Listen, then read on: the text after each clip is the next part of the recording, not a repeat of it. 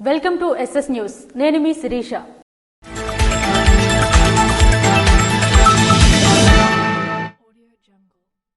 ముగ్గురు మహిళలతో పాటు ఇద్దరు యువకులు 42 కేజీల గంజాయిని తరలిస్తున్న క్రమంలో కాశీబుగ్గ పోలీసులు చాకచక్యంగా పట్టుకున్నారు.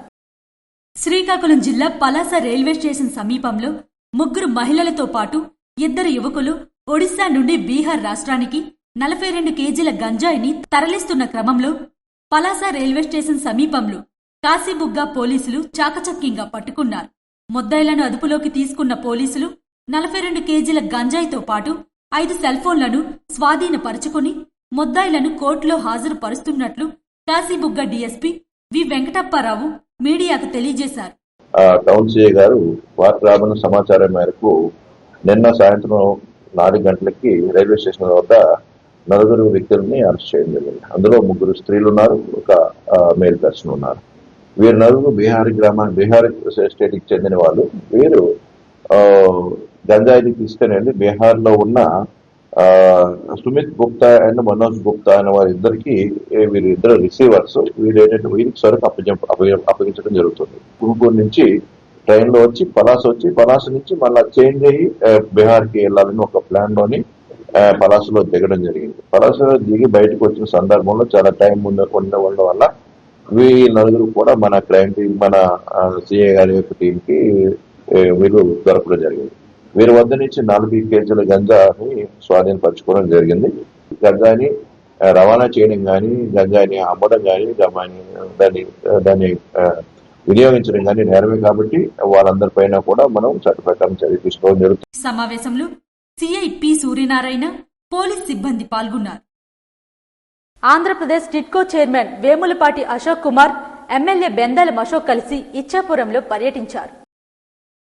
శ్రీకాకుళం జిల్లా ఇచ్చాపురంలో ఆంధ్రప్రదేశ్ టిడ్కో చైర్మన్ వేములపాటి అజయ్ కుమార్, స్థానిక ఎమ్మెల్యే బెందాలం అశోక్ కలిసి ఇచ్చాపురంలో పర్యటించారు. ఈ సందర్భంగా మున్సిపాలిటీలోని ప్రజలు, టిడ్కో ఇల్లు, జగనన్న కాలనీ లబ్ధిదారులు పలు సమస్యలను ఆయన దృష్టికి తీసుకుని వెళ్లారు. ఇచ్చాపురం మున్సిపాలిటీ పరిధిలోని ఏఎస్పేటలో టిడ్కో ఇళ్లను పరిశీలించి అసంతృప్తి వ్యక్తం చేశారు. 192 టిడ్కో ఇళ్లు కట్టిన అప్పటి వైసీపీ ప్రభుత్వం బ్లాకు మధ్య సరైన దూరం లేక ఇబ్బందికరంగా ఉందని తెలిపారు. క్షేత్రస్థాయిలో అధికారులతో సంప్రదింపులు జరిపి నివాసయోగ్యంగా మలచి వీలైనంత త్వరలో లబ్ధిదారులకు ఇళ్లు పంపిణీ చేస్తామని అన్నారు. టిడ్కో ఇళ్ల పట్ల గత ప్రభుత్వం చేసిన మోసాన్ని, బ్యాంకు ద్వారా లబ్ధిదారులు తీసుకున్న రుణాన్ని ప్రభుత్వమే భరించేలా చర్యలు చేపడతామని అన్నారు. 365, 430 చదరపు అడుగుల ఇల్లు ఇంకో 70,000 దాకా పూర్తి అవ్వాల్సి ఉందని, వాటిని ఈ డిసెంబర్ 31లోగా పూర్తి చేసి లబ్ధిదారులకు అందజేస్తున్నట్లు తెలియజేశారు. శ్రీకాకుళం నగరంలోని టీడీపీ పార్టీ కార్యాలయంలో శ్రీకాకుళం నగర, రూరల్ మండలాల నాయకులు విస్తృత స్థాయి సమావేశం నిర్వహించారు. అవాస్తవాలను వాస్తవాలుగా చిత్రీకరించడం, నిరూపించడం ఒక వైసీపీకే సాధ్యమని, అది వెన్నతో పెట్టిన విద్యని శ్రీకాకుళం నియోజకవర్గ టీడీపీ విస్తృత స్థాయి సమావేశంలో టీడీపీ నగర నాయకులు అన్నారు. శ్రీకాకుళం నగరంలోని 80 ఫీట్ రోడ్లో గల టీడీపీ పార్టీ కార్యాలయంలో శ్రీకాకుళం నగర, రూరల్ మండల స్థాయి గారా టీడీపీ విస్తృత స్థాయి సమావేశం మంగళవారం నిర్వహించారు.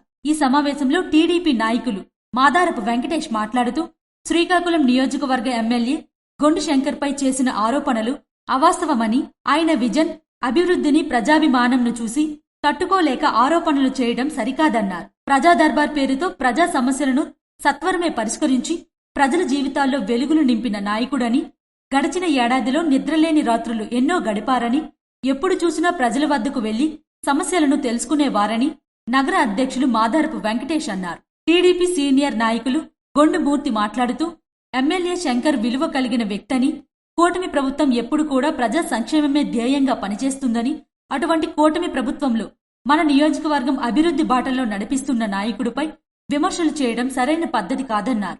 బీఆర్ఆర్ వంశధార ప్రాజెక్ట్ గత టీడీపీ హయాంలో ప్రభుత్వం చేసిన ఖర్చు 1,203 కోట్లని, వైసీపీ హయాంలో కేవలం 233 కోట్లు పెట్టి ఈరోజు వైసీపీ వంశధార ప్రాజెక్టు కోసం మాట్లాడడం విడ్డూరమన్నారు. ఈ సమావేశంలో రూరల్ మండల టీడీపీ నాయకులు, నగర నాయకులు, బీసీసీఎల్ అధ్యక్షులు వంగటి రమణమూర్తి, రమణమాదిగ, చిట్టి నాగభూషణ్, పెదబాబు, సుశీల, ఇతర టీడీపీ నాయకులు, కార్యకర్తలు తదితరులు పాల్గొన్నారు. పలాస జీడిపప్పు జాతీయ స్థాయిలో గొప్ప గౌరవాన్ని సొంతం చేసుకుంది. శ్రీకాకుళం జిల్లా ప్రతిష్టను దేశవ్యాప్తంగా చాటుతూ పలాస జీడిపప్పు వన్ డిస్ట్రిక్ట్ వన్ ప్రొడక్ట్ కింద ఉత్తమ ఉత్పత్తిగా ఎంపికై జాతీయ స్థాయిలో గొప్ప గౌరవాన్ని సొంతం చేసుకుంది. ఈ అవార్డును ఢిల్లీలో సోమవారం జరిగిన కార్యక్రమంలో జిల్లా కలెక్టర్ స్వప్నిల్ దినకర్ అందుకున్నారు. ఈ అవార్డును కేంద్ర పరిశ్రమల శాఖ మంత్రి పీయూష్ గోయల్, ఢిల్లీ ముఖ్యమంత్రి రేఖా గుప్తా, కేంద్ర వస్త్రోత్పత్తుల శాఖ మంత్రి జతిన్ ప్రసాద్, ఆంధ్రప్రదేశ్ బీసీ సంక్షేమ శాఖ మంత్రి ఎస్ సవిత కలిసి కలెక్టర్కు ప్రదానం చేశారు. District Collector and Magistrate, Government of Andhra Pradesh will receive the award for Srikakulam District. और तालियों में थोड़ा जोश होना चाहिए सभी की ओर से करतल ध्वनि हमारे सभी विजेताओं के लिए.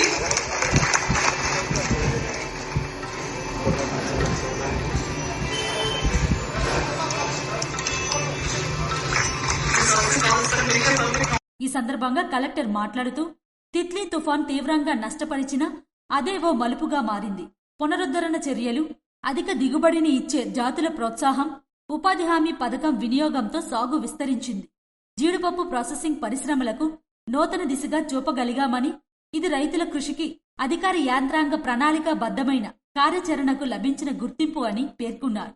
తిరుమల శ్రీ వెంకటేశ్వర స్వామి వారి ప్రసాద తయారీలో రోజు 300 కిలోల పలాస జీడిపప్పు వినియోగంలో ఉందని, ఇది జాతీయ గుర్తింపుకు ఒక ప్రధాన కారణమని కలెక్టర్ తెలిపారు. పలు చోరీ కేసులో ఓ మహిళను పలాస పోలీసులు అరెస్టు చేశారు. పలాసకు చెందిన బంగారు బాధిత చోరీ కేసులో అనకాపల్లికి చెందిన దుర్గాను మంగళవారం అరెస్టు చేసినట్లు కాశీబుగ్గ డీఎస్పీ వెంకటప్పారావు మీడియా సమావేశంలో తెలిపారు. చోరీకి పాల్పడిన ముద్దాయి నుంచి 4.5 తులాల చైను, తులమున్నర నక్లీస్ స్వాధీనం చేసుకున్నట్లు తెలిపారు. ముద్దాయి దుర్గా గతంలో కూడా శ్రీకాకుళం, గాజువాక, అనకాపల్లి టౌన్ రైల్వే స్టేషన్లో, చోడవరం, నెల్లిమర్లలో చోరీలకు పాల్పడగా పలు కేసుల్లో జైలుకు వెళ్లి వచ్చిందని, అయినప్పటికీ ఆమె నేర ప్రవృత్తి మారలేదని డీఎస్పీ వివరించారు. ఈమె ఆటోల్లో, బస్సుల్లో ప్రయాణిస్తూ వారితో మాటలు కలిపి వారి లగేజీ బ్యాగులు, జిప్పులు తొలగించి చోరీలు చేయడంలో దిట్టగా పేర్కొన్నారు. కాగా శ్రీకాకుళంలో ఆర్టీసీ బస్సు ఎక్కిన ఈమె పలాస వస్తూ టెక్కల్లో బస్సు ఎక్కిన మరో ప్రయాణికురాలను మాటల్లో కలిపి 6 తులాలు బంగారం దొంగలించి కాశీబుగ్గ బస్టాండ్లో దిగిపోయిందని వివరించారు. ఈ సమావేశంలో సిఐపి సూర్యనారాయణ, పోలీస్ సిబ్బంది పాల్గొన్నారు. బ్యాగ్ కటింగ్ నేరం జరిగింది. ఇది 4th జూన్ జరిగింది. ఈ కేసులోని మనం బ్యాగ్ కటింగ్ అఫెన్సెస్ అన్ని కూడా సాధారణంగా బస్సులో కానీ ట్రైన్లో కానీ, మోస్ట్ ఆఫ్ ది అఫెన్సెస్ చిన్నపిల్లలు లేదంటే ఆడవాళ్ళు ఎక్కువ ఈ నేరాలు చేయడం జరుగుతుంది. దీనిలో విచారణలో భాగంగా నిన్న మనం ఒక స్త్రీని అనుమానించి జీవీఎన్ రోడ్స్ దగ్గర, మన మెయిన్ రోడ్ దగ్గర ఒక స్త్రీని అనుమానించడం జరిగింది. ఆవిడ పేరు పారుపల్లి దుర్గా, 37 years. ఈవిడ్ని మనం విచారించడం జరిగింది. ఈవిడికి ఉన్న గత చరిత్రను కూడా మనం తనిఖీ చేయగా వీటిపైన గతంలో 18 కేసెస్ ఈ bag lifting and bag cutting cases ఉన్నాయి. శ్రీకాకుళంలో బస్సు ఎక్కి పలాస తన సొంత గ్రామం రావడానికి బస్సు ఎక్కి పలాసలో దిగుతుండగా ఈ నేరము అనేది ఈవిడ బ్యాగ్ని కట్ చేసి అందులో ఉన్న ఈ కనిపించిన ప్రాపర్టీస్ గోల్డ్ ఏంటంటే దొంగిలించడం జరిగింది.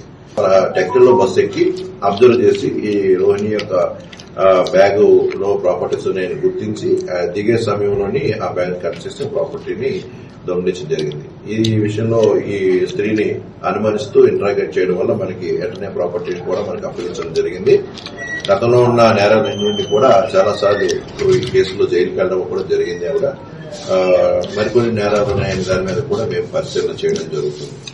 ఇవి ఈనాటి వార్తలు. మరిన్ని వార్తలతో మళ్లీ కలుద్దాం. చూస్తూనే ఉండండి SS న్యూస్.